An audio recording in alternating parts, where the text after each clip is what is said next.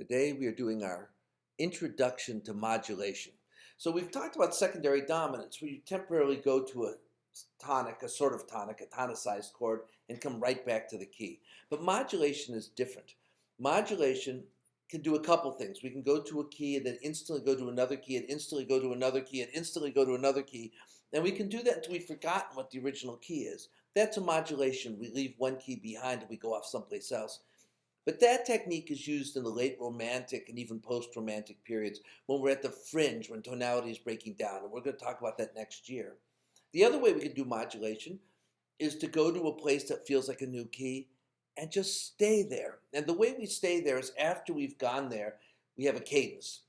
So if you have a D sharp chord, a D chord, I'm sorry, going to a G in the key of C, that's a secondary dominant. But if after that, if we go to the G, they go back to the D, major G, D, G, 5-1, 5-1. Now it's a modulation. Now we've gone to G and it sounds like we're in G because as soon as you have a cadence in the new key, you've modulated.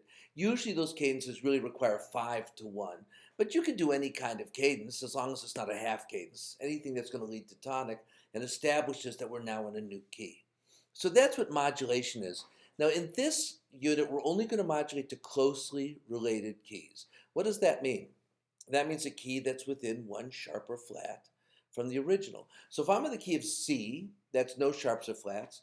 A minor is closely related, no sharps or flats. G major is closely related, one sharp added. E minor is closely related, one sharp added. F major is closely related, one flat added. D minor is closely related, one flat added. Everything else is more distantly related. Key of D has two sharps. That's two away. That's not closely related anymore.